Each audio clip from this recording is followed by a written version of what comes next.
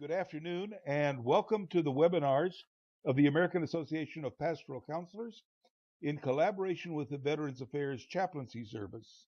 My name is David Piddle, and I'm your host for these webinars.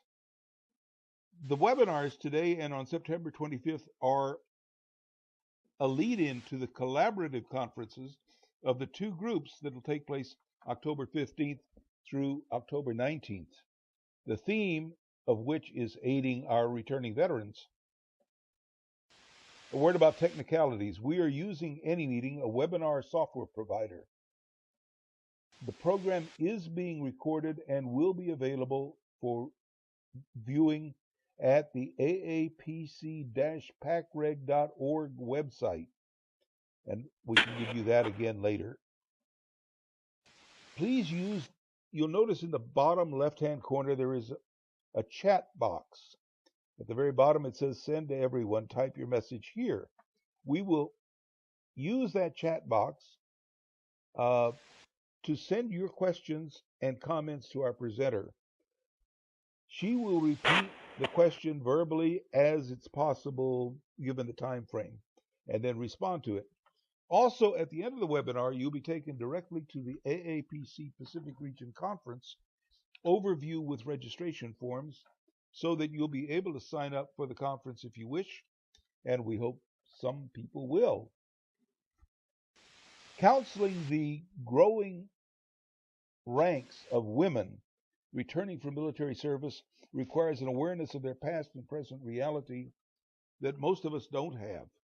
While PTSD gets the headlines, the press offers much less awareness of even more common issues and needs: deployment risks, effects of combat exclusion policies, common medical and emotional conditions on return, self-reported stressors, military sexual trauma, PTSD, of course, homelessness and unemployment. It is now my honor and pleasure to introduce our speaker for the program, the Reverend Lynn Juknies, who is a board-certified chaplain, has served in military and VA chaplaincies for over 25 years. Lynn is an ordained Presbyterian with a doctorate in pastoral counseling from Claremont School of Theology. Lynn, it's all yours. Thank you, David. Welcome to you, pastoral counselors and chaplains in the Department of Veterans Affairs. It's my honor to speak to you on the topic of serving the needs of women veterans.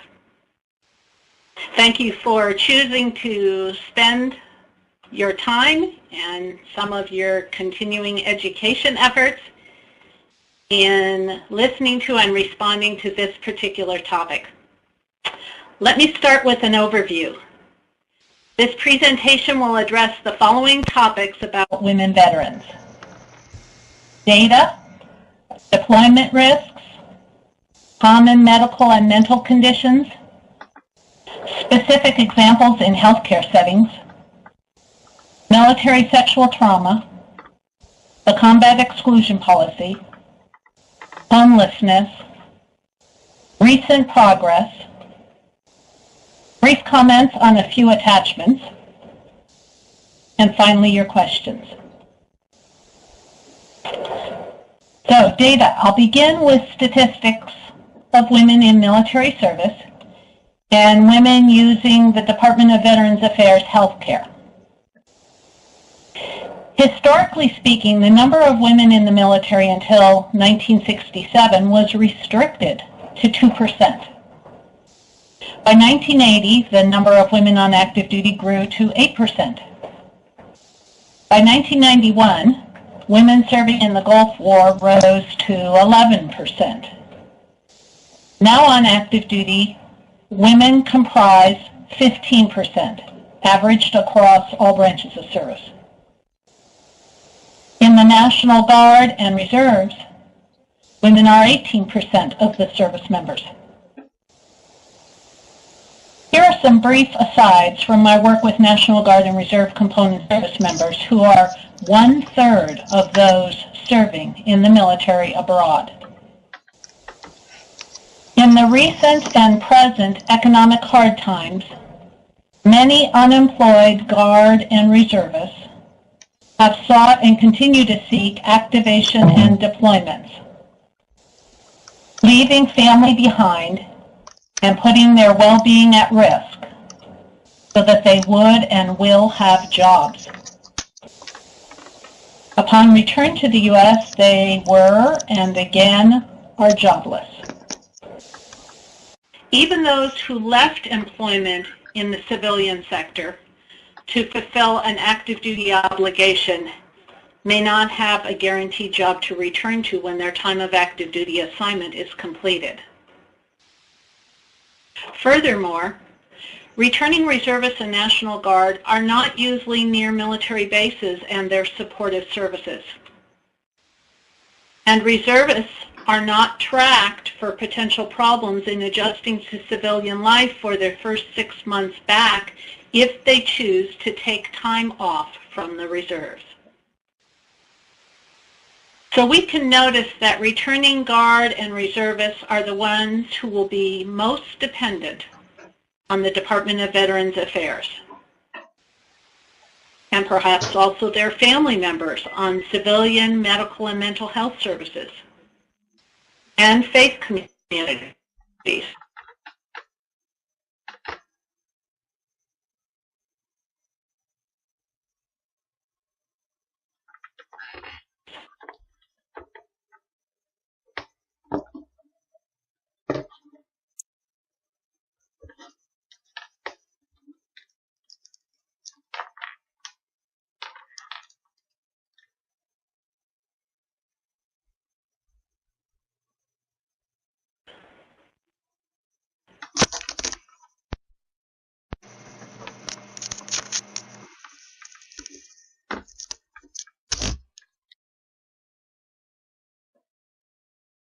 Receive health care from the VA.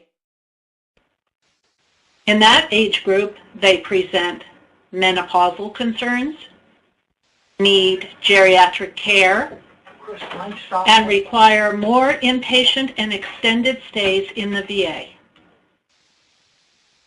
These issues were not prevalent in female veterans in the past.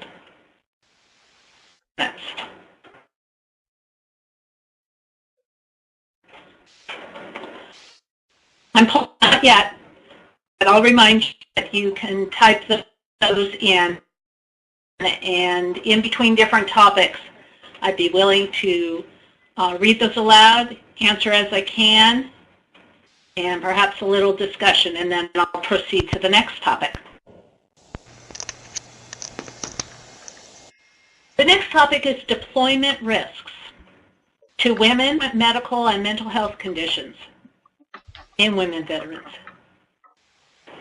Women throughout this long war have filled and currently continue to fill roles that are non-traditional for their gender and that are high risk to severe injury and life, such as gunners, truck drivers in convoys, fuel suppliers, police, prison guards, and pilots.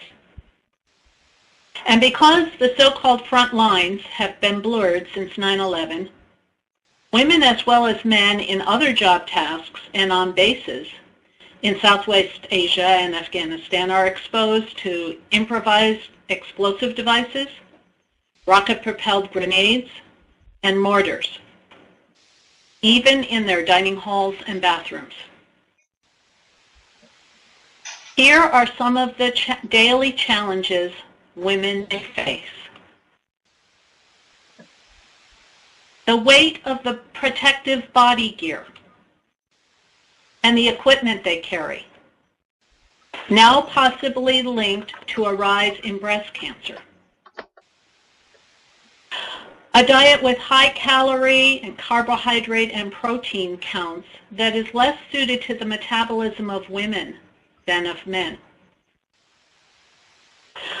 A need to hydrate frequently in high temperatures, coupled with less available latrines, leading to reduced settings for proper hygiene and more urinary tract infections. Physical stressors, such as walking, running, jumping, and driving long distances, and moving heavy equipment. And stressors from their personal lives. In particular, concern about their families and the scarcity of female companionship. I don't see any questions in the chat that have come in yet, so let me continue. I'll move on to the most common medical and mental conditions of women in their first year back from deployment. Extensive research found that the medical and mental conditions of female veterans in their first year back from deployment, in order of preference, are these: back problems, joint disorders, musculoskeletal problems, reproductive conditions such as urinary tract infections, bacterial vaginosis, endometriosis, fibroids, abnormal pap test results, and cervical cancer. Continuing, mild depression, adjustment disorders, skin disorders, PTSD, major depression, hearing disorders, and traumatic brain injury. That is quite a list of what women veterans are commonly contending with. I may have gone quickly over that. Let me enumerate them again. Back problems, joint disorders, musculoskeletal problems, reproductive conditions, mild depression, adjustment disorders, skin disorders, post-traumatic stress disorder, major depression, hearing disorders, and traumatic brain injury. Whew. A lot of suffering. Let me lift up for our consideration some surprising findings found in the research.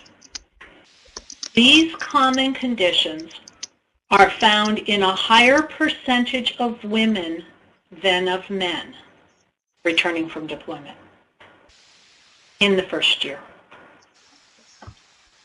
And a higher percentage of women than men experience a greater number of these problems each successive year back. Furthermore, among all these conditions, the three that increase the most in prevalence every year for women were the first three that I mentioned: back problems, joint disorders, and musculoskeletal problems. They increased in prevalence every year. Here's a sobering fact about traumatic brain injury, or TBI for short. In reviewing the multitude of issues of the female patients in the 4 Department of Veterans Affairs polytrauma sites across the country, 91% of the women have traumatic brain injury. In fact, studies have found in comparing female veterans with traumatic brain injury to male veterans with TBI, women experience more physical symptoms, more depression, more PTSD, more homelessness, and more unemployment than men.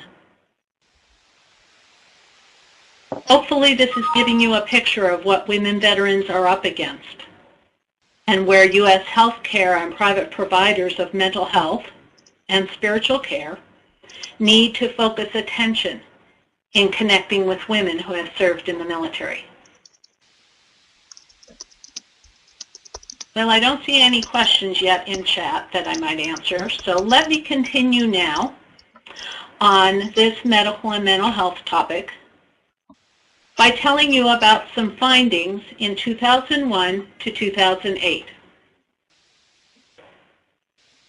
Among the women under 50 years old who had served in Operation Iraqi Freedom or Operation Enduring Freedom, and subsequently used the Department of Veterans Affairs healthcare.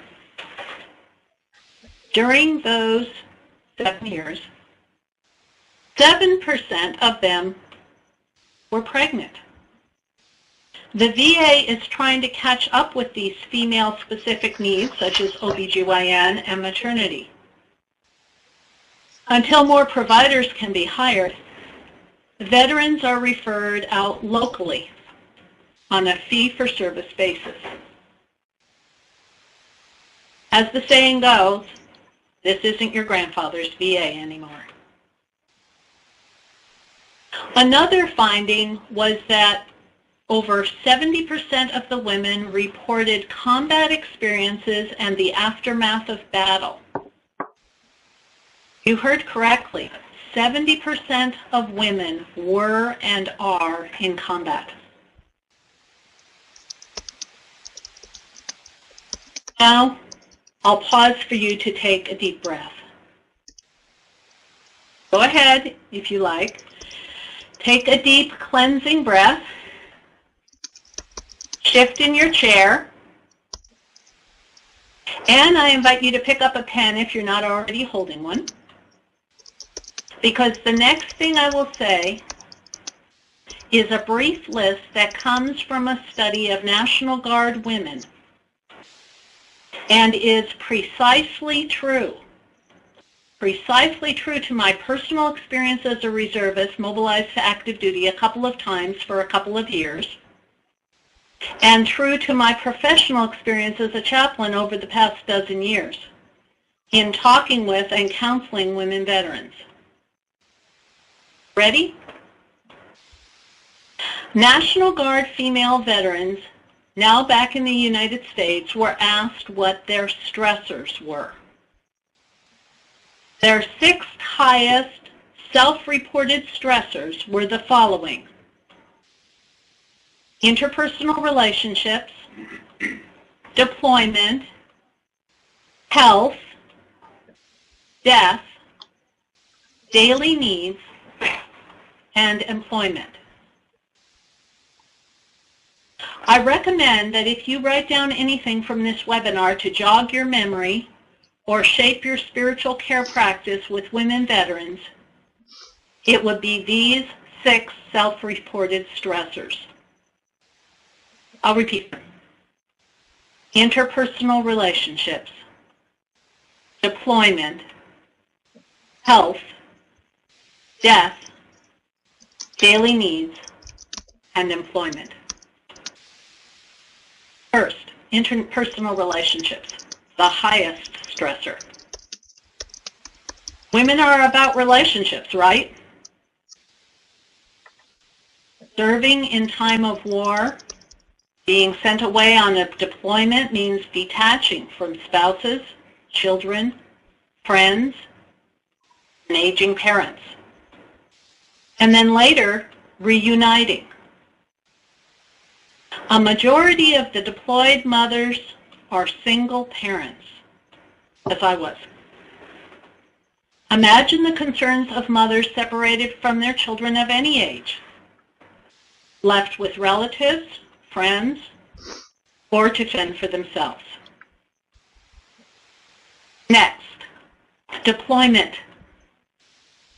Women need to talk about the hardships they encountered as women on the deployments they have returned from, the difficulties they maneuvered in transitioning back, and their anxieties about future potential deployments. Next, health concerns. Especially as stresses become somatized in women's bodies, so much more so than in men's bodies. Many health concerns can be challenging for medical providers to recognize, as they don't show up on physical tests. I had needed to tell those who would listen, how a non-medical commanding officer I had threatened to end my career if I didn't get back surgery.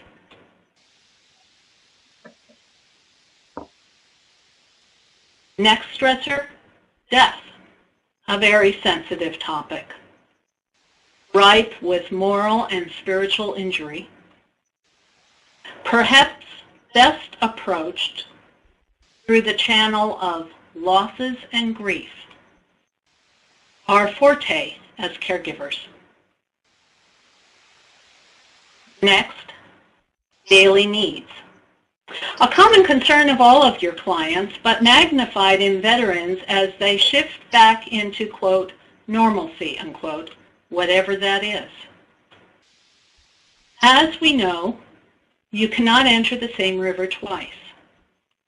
For me, I felt like Rip Van Winkle, re-entering my work and home area, but having the sense that I had lost 2 years of my life while I was away. And finally, employment. As I said earlier, except if one works in federal employment, there's no guarantee of employment upon return from deployment. If a business downsized or closed during the veteran's absence, or if the veteran had to shut down a private practice before leaving, or if the veteran who is a pastor discovered that the church went in a different direction. Homelessness and unemployment often go hand in hand, as I'll cover later.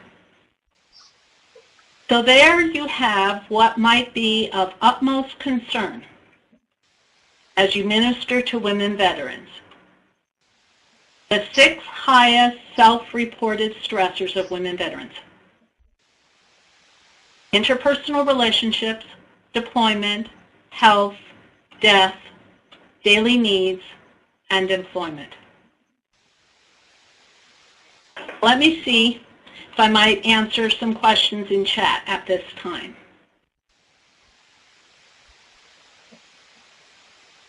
The first question we have is, how do we respond to these problems? I did actually see that question pop up when I was talking about medical and mental health concerns. And I didn't know if it was specific to that topic. As pastoral counselors and chaplains, we're not in a position to directly influence the provision of more substantive health care for women veterans. But on a general scale, this is my answer to many things that are beyond our control. We do have sphere of influence. We do speak with authority. We have congregations and other circles who do want to hear from us. We have prophetic and advocacy roles. If you're in VA hospitals, you can serve with women's health centers. Sometimes that's just a few individuals on the staff. We can speak in community groups. And the bottom line is we vote for that the service members have been serving, so that all of us can cast our votes wisely. And as praying people, we can pray.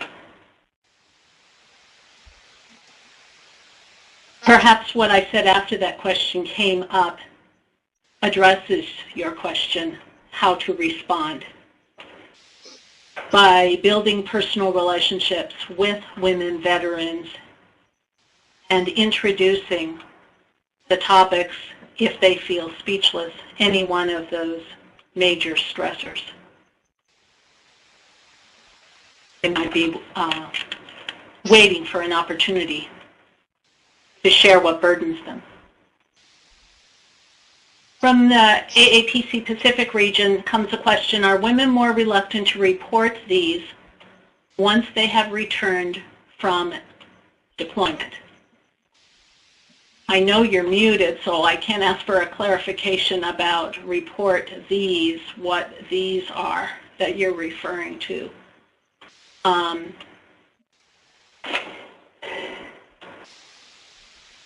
But I can give you a couple of examples from my professional experience.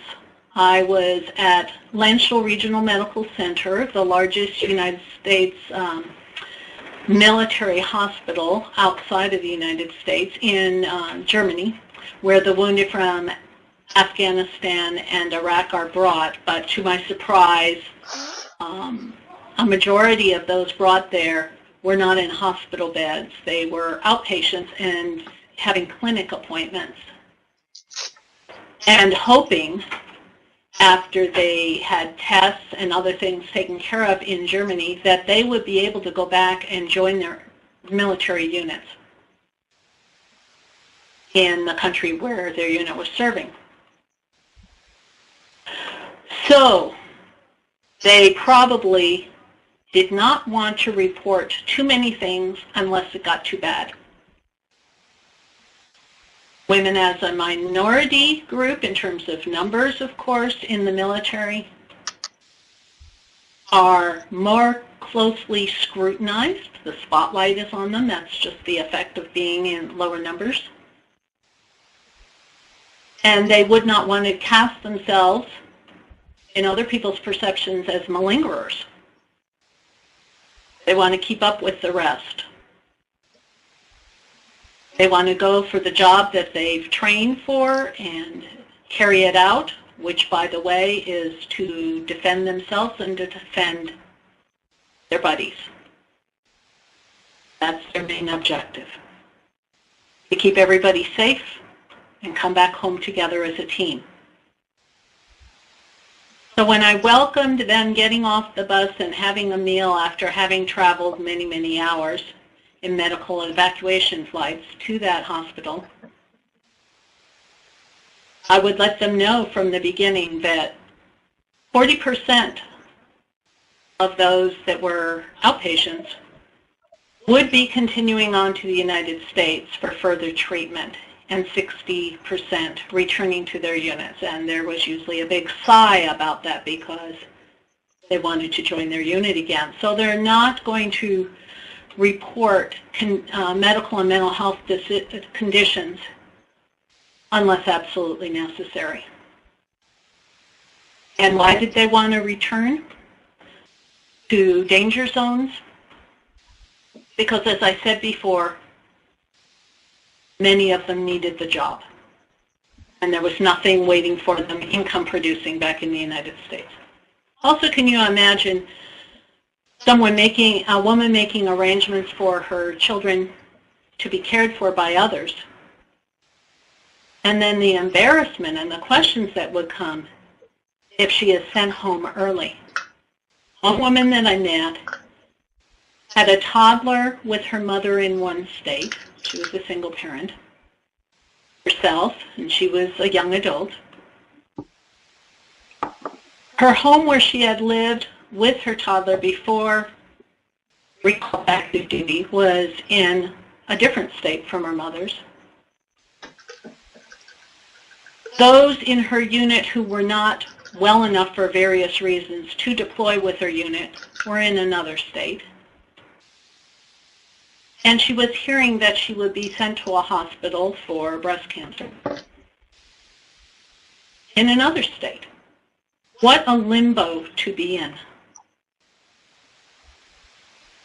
So there was a ministry of waiting with her in those very anxious times and advocating on her behalf to get a few answers about that. And she poignantly described to me how difficult it would be to tell her acquaintances, friends, and family why she was back only a few months into her deployment. Another question from AAPC Pacific Region, and I was anticipating this, says, that list sounds like it could have come from men as well. True. That's true. If you were to ask men their highest stressors, you would probably hear those things. Interpersonal, deployment, health concerns, death, daily needs, and employment. But as we know, women are more culturally acclimated and sensitized and encouraged to speak. And we find, of course, in persons dealing with anxiety and depression that the best routes for healing and recovery are a combination of prescribed medication if needed and talk therapy. And sometimes women are a little bit faster in jumping into that. I'm not trying to say in this particular area that women are so different from men, but I'm guiding you towards what will be most on the minds of those who are coming back from deployment. So yes, go ahead and use this with men. I didn't, for this particular presentation, read up on studies of what the highest stressors are for men returning from deployment. But in talking with them, many of these did come up.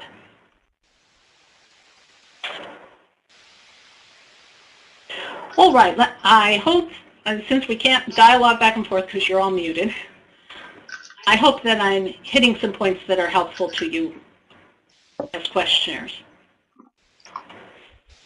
To finish out this topic of common medical and mental conditions, let me give a few examples of privacy and safety concerns of consequence to women as a minority from my experience in military and Veterans Affairs settings, without my saying which happened where. A pelvic exam in stirrups and all, in process, when a male assistant opened the door and popped his head in, supposedly looking for someone. Personnel yelled down the hallway, "Where's her gynecological chart? Do you have it?" "No, I don't."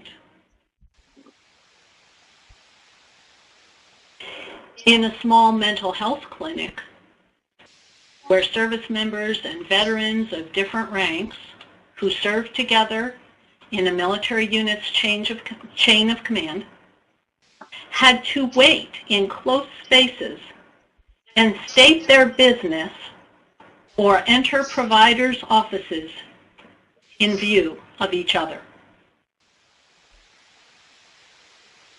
Unlocked mental health units where individual rooms are not locked. Female patients do not feel safe from roving, disoriented male patients. At this time, only 15 of 150 Veterans Affairs hospitals had residential mental health treatment programs for women with PTSD. This could make it hard for women to move far away from family and friends to seek long-term help.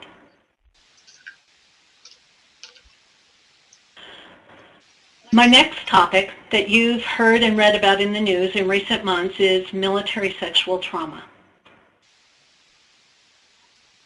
I remember back to tailhook with Navy pilots in the 1990s. And we all heard of the sexually preyed upon and intimidated female trainees and recruits in basic training at Lackland Air Force Base in Texas in late 2011. A scourge on the U.S. military all around the world when women do not know who they cannot trust. Literally, in every month of my 25 years of service to Navy, Marine Corps, and Coast Guard, I counseled women on issues of sexual harassment, sexual abuse, sexual trauma, and/or interpersonal violence. It is rampant and systemic. Did I go looking for it? Yes, in the sense that I had my antenna up. I spoke of it in training seminars. I asked about it on retreats. I mentioned it in sermons. I posted it on bulletin boards, led support groups, etc. Here at this VA, the Chaplain Service and the Women's Health Center recently co-sponsored the Clothesline Project about military sexual trauma. Survivors of military sexual trauma, or MST for short, painted their feelings on T-shirts that we provided. Later, the shirts were displayed in educational formats in VA clinic waiting areas. A few of them stand out in my memory. One T-shirt made by a single 23-year-old woman I know read, "What if your son or daughter were raped?" All capital letters on the word raped. A second T-shirt with a female self-portrait said, "I am 1 in 4. I haven't met the other 3. Perhaps that takes a bit of explaining, perhaps not. It's estimated that 1 in 4 experiencing military sexual trauma reports it.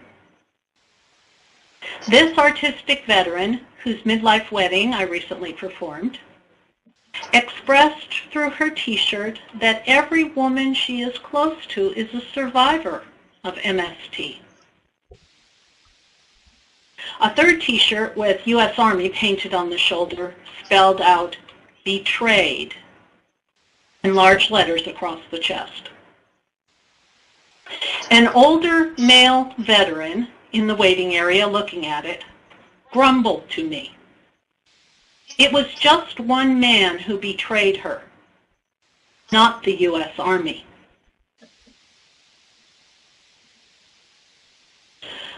Just as in discussions of domestic violence, where the question most often asked is, why didn't she leave? Why didn't he leave? So too, victims of sexual harassment and abuse are asked why they did not report it. Well, if they had reported it, they might have been ignored, dismissed, disbelieved, humiliated, alienated, shunned, told they were crazy, isolated, harassed even more, stalked, counter-accused, retaliated against, and or discharged, as happened to other victims who reported before them. And if they were to report, to whom? Acquaintances of the perpetrator? Where could they find a just judge?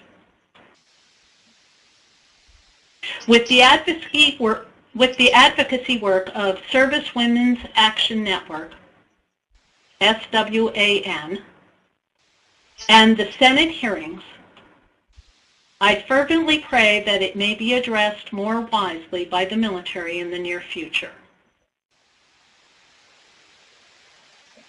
Moving now to the Department of Veterans Affairs. The VA offers free health care for conditions related to military sexual trauma. And, by the way, there are male victims as well as female victims. The numbers of women are very great, but actually the percentage of men who are victims is higher than the percentage of women who are victims. So the VA offers free health care for conditions related to military sexual trauma, whether or not it has been recognized as a service-connected disability for that veteran by the Veterans Benefits Administration. If you did not catch that, let me say again, a veteran who confides to you that she has suffered sexual abuse of any kind in the military can get free health care for her conditions that may have resulted from that offense from a Veterans Affairs hospital, a VA clinic, or a vet center. In your support of women veterans, You could check if they are aware of and accessing that free VA care. More than 50% of female veterans using the VA have made it known that they have experienced sexual assault. A staggering epidemic among women veterans, isn't it? However, at this point, I'm sorry to say only 32% of MST-related PTSD claims have been approved by the Veterans Benefits Administration. An outrageous bias against MST survivors. Hopefully, claims that are appealed now, and believe me, that takes the strength and perseverance of persons who have been dealing with chronic pain, chronic fatigue, fibromyalgia, rheumatoid arthritis, and so on. Hopefully, one day, sooner than later, those claims will be granted. In my VA work with female survivors over the past year, as I educated myself more fully about clinical issues in MST, I received news articles. 3 of them horrified me so much that I urgently took them for debriefing and consultation, CPE style, or as a best practice in AAPC, to my colleagues of the interdisciplinary staff of the Outpatient Women's Center. I'll tell you briefly what these were that threw me for a loop, and the staff were good in being able to help me center back in. One incident was of a 17-year-old girl about to graduate from high school who was raped by her military recruiter.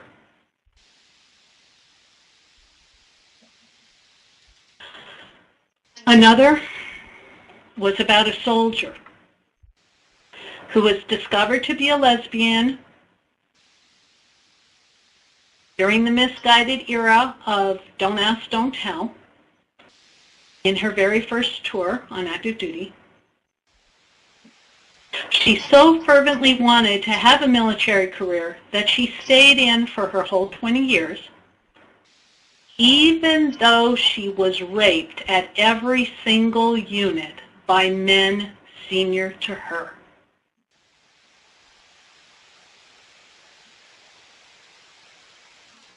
And third was a phrase that knocked the wind out of me and robbed me of inner peace for a while. Here's a bit of background. Some years ago, when I served in the Marine Corps as a Navy chaplain, a female Marine was called a woman Marine, while a male Marine proudly carried the singular title of Marine. Over time, in reports, a woman Marine came to be designated with only the letters WM, much faster to write in reports, while a male Marine remained a Marine, spelled out. Much later, it was wisely decided that the woman descriptor in front of the title Marine would be dropped, so that both males and females would be called Marines. But in a recent testimony before Congress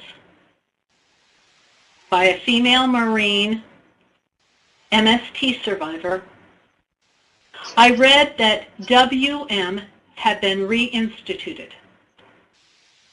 This time, WM indicated walking mattress.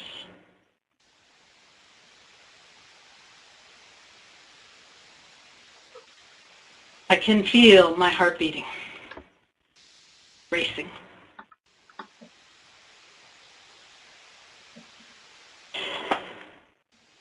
Combat exclusion policy. I'd like to spell out how the combat exclusion policy now. That is the ban of women in combat, has held service women back. This policy has restricted women from working and being promoted in all career fields in the military. Many top positions of responsibility and authority are not open to women because they have not been permitted to fill their prerequisite jobs. For example, I could not be assigned, due to my gender, to a big boy, an aircraft carrier that is, nor to operational Marine Corps billets. Such assignments were a necessity to be promoted when I was on active duty. The combat exclusion policy has supported the military culture in which women are second-class members. Discrimination based on gender has contributed directly to a hostile workplace for service women and increased tolerance for sexual harassment, assault, and rape. It has also contributed to a brain drain in that many top-performing women have left military service for other avenues of success. In some cases, the military has circumvented its own rules by, quote, attaching, unquote, rather than assigning, quote, unquote, some women to certain combat units. Attaching rather than assigning results in the lack of training and assimilation for those women as part of the unit, as depicted in the documentary you may have seen called Lioness. Recommended if you haven't seen it. So these women did not get the training and assimilation with the men into the combat units and were more at risk for severe injury, life and death.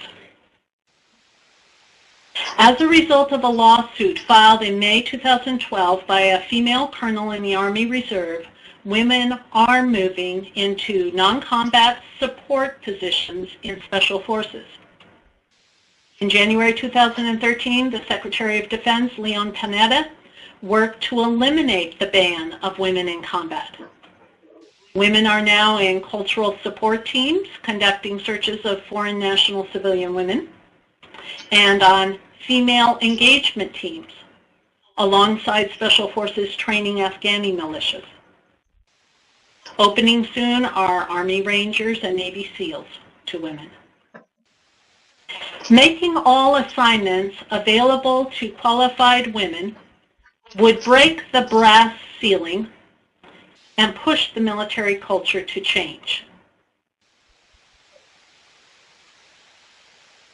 I haven't seen any more chat questions, so I'll continue. My next topic about serving the needs of women veterans is homelessness. In 2006 to 2010, the number of homeless women veterans doubled, moving from approximately 1,300 to 3,300. Women now comprise 10% of the homeless veteran population. 10% of the homeless veterans are women veterans. 2/3 of the homeless women veterans are between ages 40 and 59. 1/3 of them have disabilities, usually a service-connected disability of 50% and up, which is higher than the disability rating of homeless male veterans. Why is it? Let's review what these women are up against. 53% of them are survivors of military sexual trauma.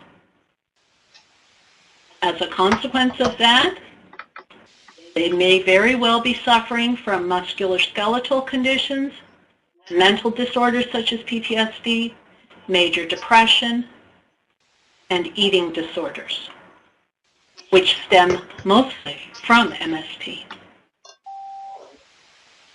Women veterans are 3 times more likely to be homeless than poor female non-veterans. They are the fastest growing segment of the homeless population. Many of them are single parents. But 60% of the transitional housing for veterans does not allow children. As we know, employment is a key element in getting out of or avoiding homelessness. Employment increases the quality of life, self-confidence, independence, socialization, and mental health. And employment decreases veterans' reliance on institutional care and substance abuse. I've seen a couple of questions come in on chat, so let me take a look at them.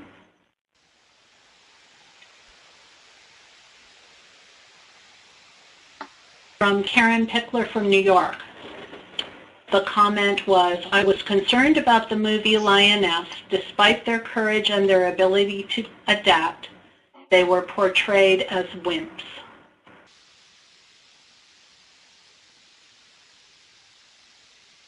Yep, there's a lot of name calling.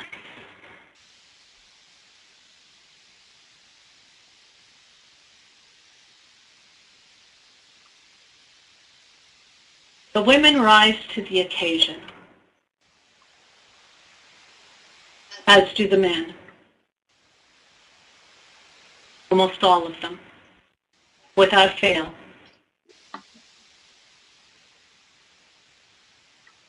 In the stressful conditions of deployment and wartime terror.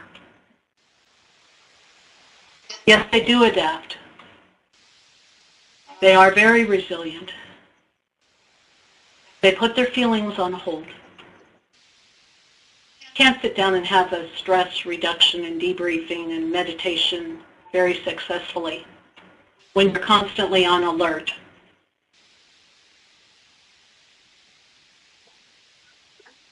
And then when they come back, it is a very hard transition. Especially with the chronic pain that women feel and that the stress actually goes to their bodies, their back, their joints, their spine, their muscular skeletal structure. And to people that don't know what they're contending with, yes, they may look like they are pretty miserable. And their esteem plummets because they were good at what they did and now there is no place for them. They may be despairing that they cannot take care of family, that they cannot convey to civilians what their value and worth is. We still have some of the Vietnam War phenomenon going on in spite of bumper stickers and magnetic ribbons on vehicles. If it isn't the latest thing in the news, it's quickly forgotten.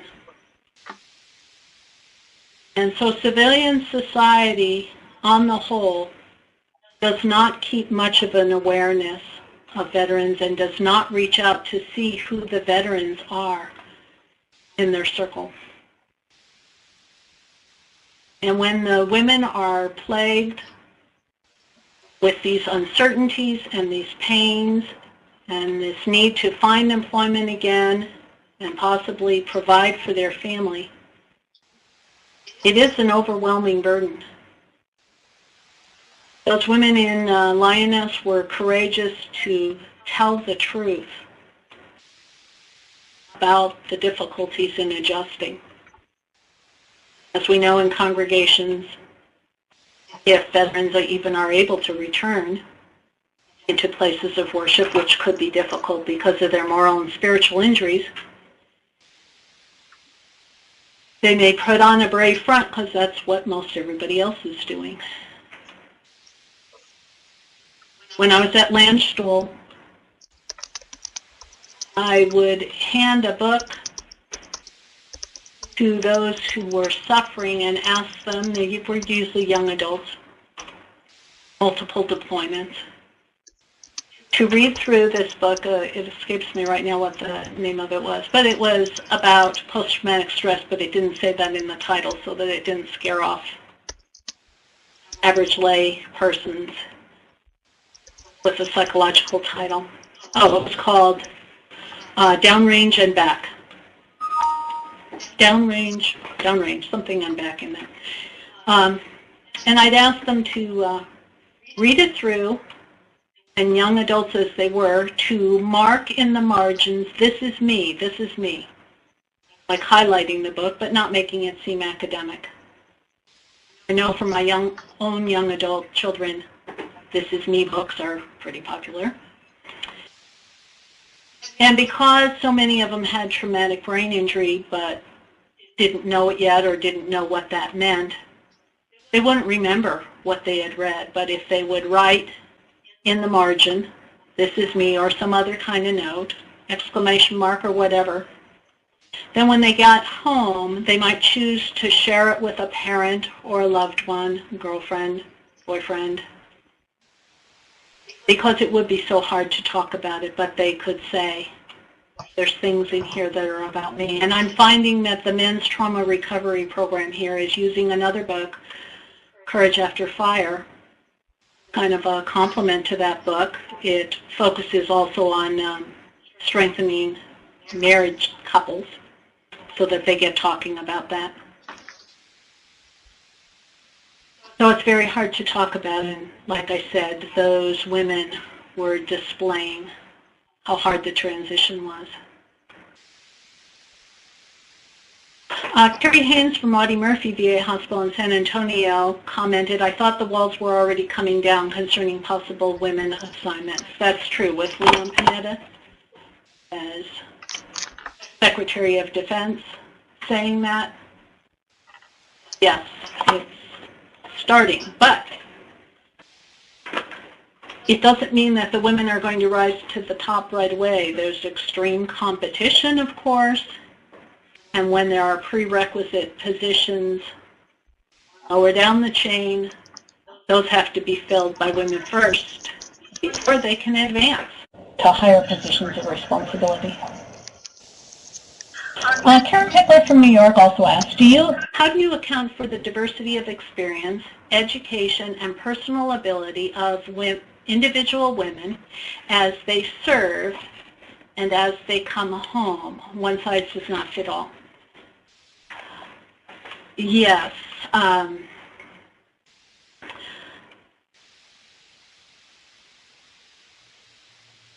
It could be a mistake to take what I say about serving the needs of women veterans as being the needs of women veterans across the board.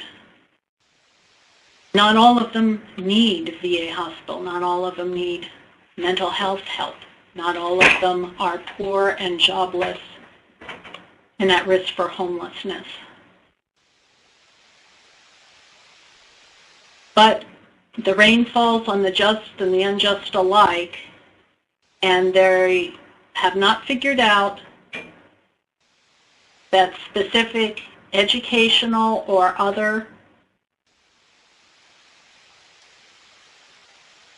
benefits and opportunities prevent some of these conditions from happening. Some people do have the breaks, and they do have access to care, and they do have support systems already in place. And they do have mental stability that they can draw on. And the military does teach what the factors of resilience are. And so for those who are attending to that and practicing self-care, many, many women veterans successfully do reintegrate. And they may not be the ones that come knocking at our doors. They may not seem very desperate, and they may be doing well. And they may be turning to personal self-growth, because out of PTSD, for example, can come personal growth, as out of any kind of suffering that produces endurance, and endurance that produces perseverance and character and hope. I don't know that I got that scripture correct, but that's about what it's about. But as I see it, as a chaplain, God has a preferential option for the people on the margins. And that's who we're called to serve. From AAPC Pacific Region, one of our keynote speakers is from the Soul Repair Program at Bright Divinity School. That's great. Great. And spiritual and moral injury, addressing those, as you know, are upcoming topics. Diane Holtgren from Denver Health Medical Center asks, what about the effects of removal from duty or dishonorable discharge on military women? Yeah. Those who are dishonorably discharged do not rate Veterans Affairs services. If you know any of them, do everything you can to stand by them and use military service organizations in your area. AMVETS, Disabled American Veterans, Veterans of Foreign Wars. Go with them to see their veteran service officer and don't take no for an answer. Sometimes those dishonorable discharges can be turned around, but it takes a lot of work.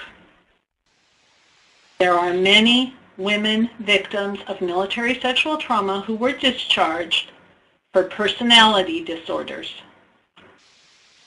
because those in charge wanted to get rid of them and didn't like whatever behavior they were doing. Perhaps it was really disagreeable acting out behavior. And those are troubled souls.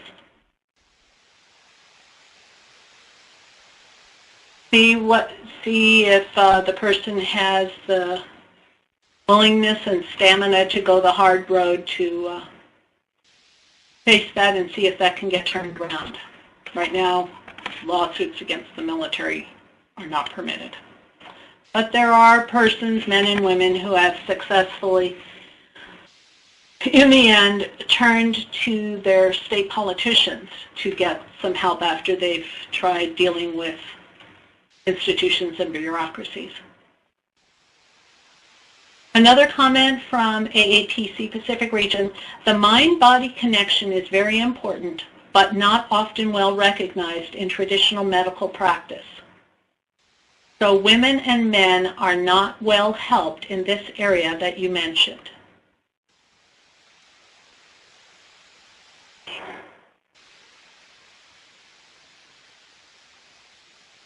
It's a comment. I appreciate that. The mind-body connection. Well, thank goodness for medical programs that are trying to teach, as Stanford is and many others now, bedside manners and all kinds of things like that to its medical providers. May I say, for those who are sharing in interdisciplinary teams, and all of us in the VA can make opportunities to do that, in the hospital and clinics where we're assigned. It's important to do veterans first, but interacting and educating members of the interdisciplinary staff is so important. It's worth the time because of the benefits to the veterans in the long run. So I and other chaplains here jump on every opportunity that we can to educate other health care providers about holistic healing. And at VAs, they're a great source of training. The VA, as many of you listeners and participants on this call know, the Veterans Affairs as a healthcare system nationwide does the most training of any healthcare system. Almost every field that you can think of, starting with doctors and nurses and all the way through, all the different therapy areas and so forth, trains interns, students, fellowships, fellows, residents. And we can certainly have an impact on the next generations of healthcare providers by speaking up about the contributions from other avenues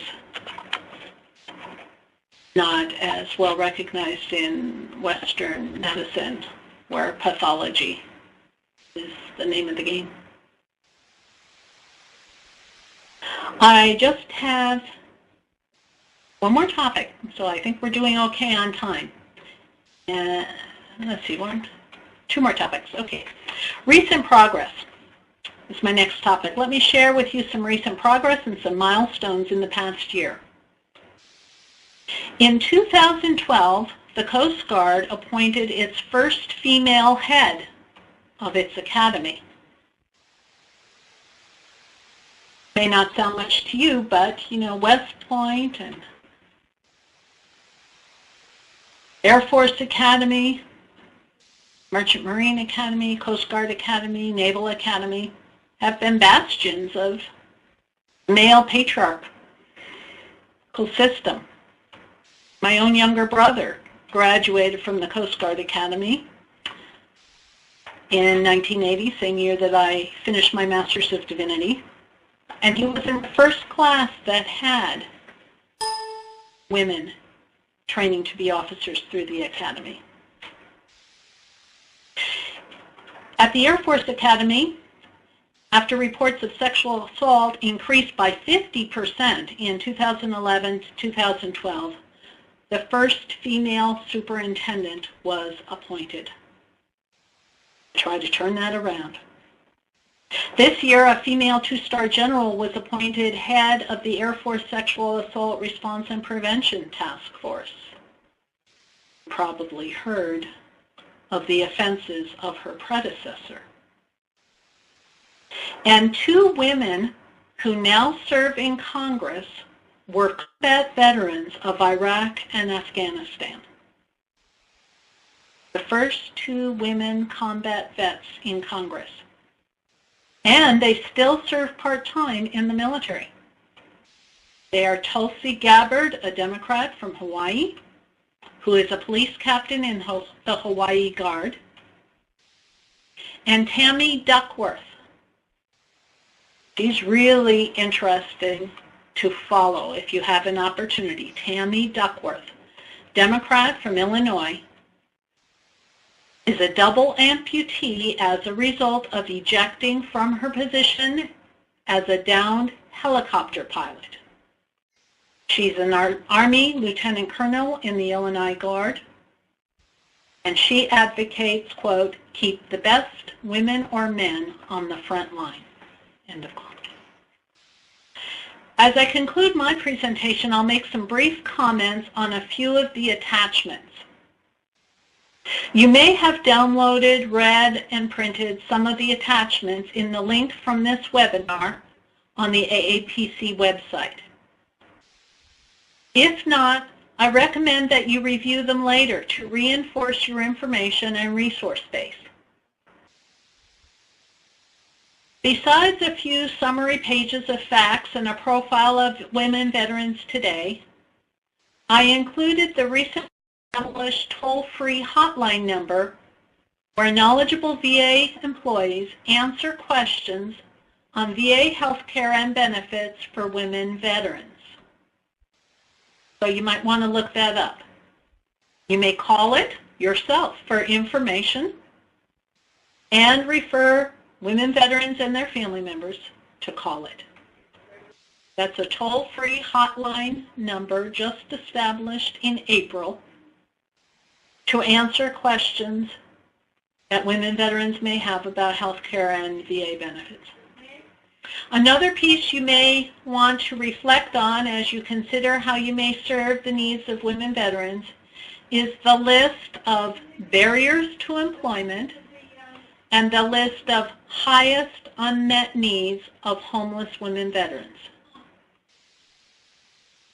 So if you have a group of associates that might want to tackle those particular issues, employment, and the risk to homelessness, I recommend that you go to that particular attachment. In addition, there are two excellent resources I want to inform you about, which I included in the attachments. The first one, Service Women's Action Network, is a nonpartisan civil rights organization working first to transform military culture by securing equal opportunity for women to serve without harassment or assault, and second, working to reform health care and benefits for women veterans and their families. Now you can receive periodic updates from Service Women's Action Network, or SWAN, SWAN, which highlight their efforts in Washington, D.C. To keep abreast of women veterans issues, you can request to get on SWAN's free email list. The other resource is the Clergy Connection. Some of you VA chaplains on this call may have heard of that. The Clergy Connection is a free online newsletter from the National Veterans Affairs Chaplain Center. I invite all of you to look at this attachment to be directed to fact sheets and videos of veteran stories.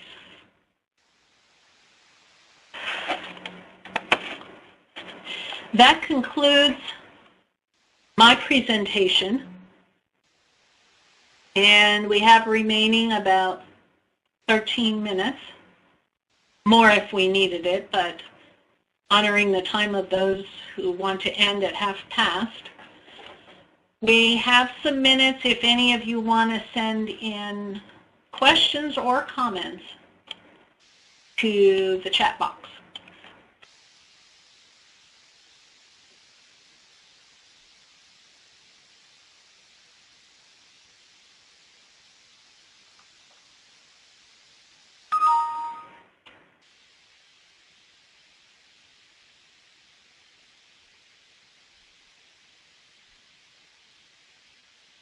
Well, giving you time to type if you need it. I realize you're all muted, so you can't shout it out.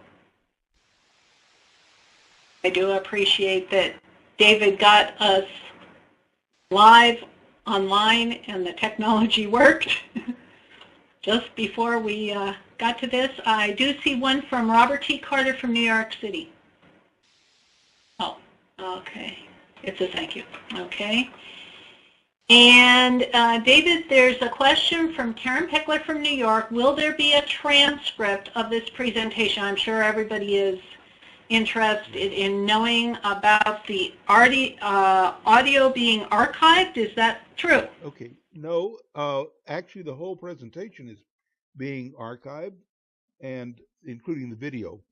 And that will appear at our website, which is aapc-pacreg.org.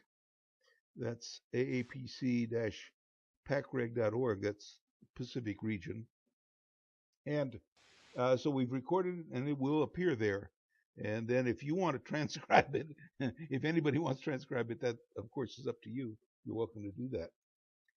I really appreciate your presentation, Lynn. I learned a lot from it, I know. I hope other people did as well.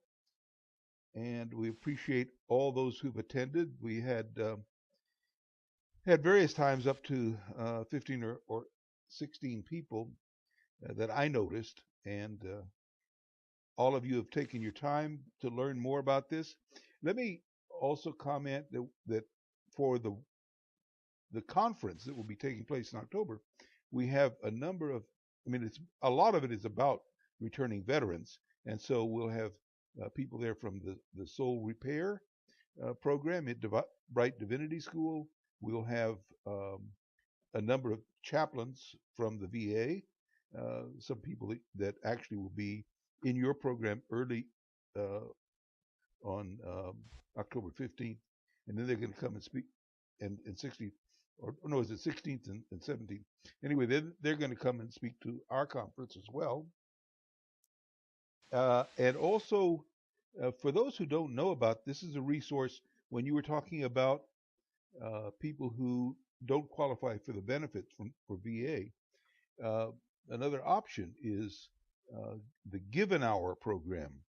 There are a number of us therapists, mostly from the pastoral counseling side, who volunteer at least an hour a week uh, counseling with veterans at no charge. And that's a program out of, I've forgotten where, Washington or wherever it is anyway. So uh, one of their representatives is going to also be speaking at the conference. If there's no other business, we will close. What I'm going to do is everybody who signed up for this webinar will automatically receive an invitation to the one on September 25th.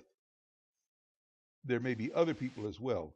You don't have to come. Obviously, out of the 76 people who got invitations to this and wrote in and said they wanted invitations, out of that number we had 15 or 16. So it's always optional, but we will send you out the invitations anyway. Um, what else would I want to say? Oh, as we end this meeting, I am going to set things up so it sends you directly to the program for the October conference, uh, which will take place in Berkeley, California, at the Church Divinity School of the Pacific. And your web, your wow, your browser will automatically go to that place so you can look through the program, see if there's anything you like about it, and then you can click and actually submit an application to go there. Um, shall I give you one more moment to ask any questions or say anything you'd like, Lynn? I don't see any more questions, but thank you Right. all for tuning in, phoning in, whatever. I appreciate that very much. Okay. Okay. Here we go.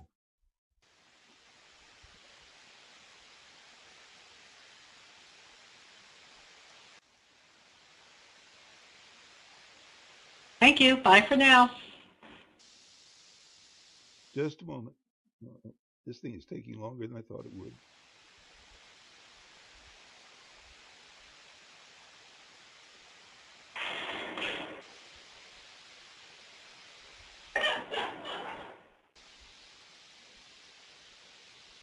Boy, PX. Thank you. There we go.